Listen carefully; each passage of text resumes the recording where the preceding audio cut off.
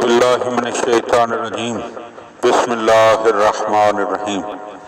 مولا کائنات حضرت امیر المومنین علی ابن ابی طالب علیہ السلام کے مجموعہ کلام نہج البلاغہ کے پہلے باب کا خطبہ نمبر 156۔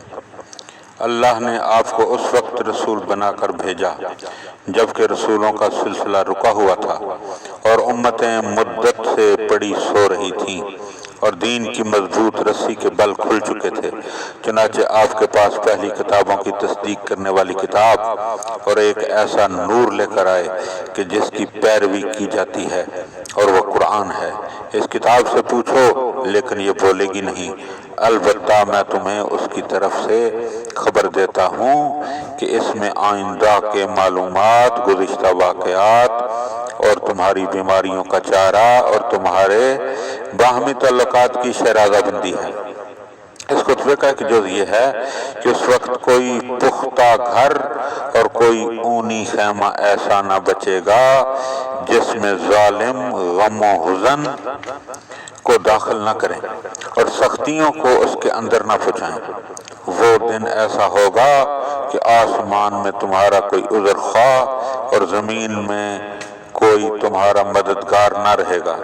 تم نے امر خلافت کے لیے نااہلوں کو چن لیا ہے اور ایسی جگہ پر لا اتارا ہے کہ جو اس کے اترنے کی جگہ نہ تھی۔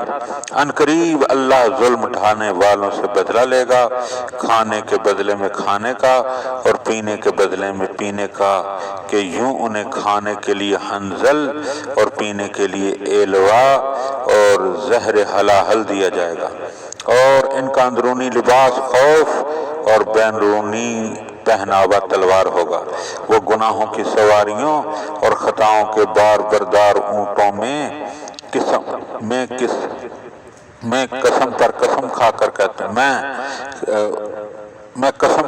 کھا کر کہتا ہوں کہ میرے بعد بنی امیہ کو یہ خلافت اس طرح تھوک دینا پڑے گی جس طرح بلغم تھوکا جاتا ہے۔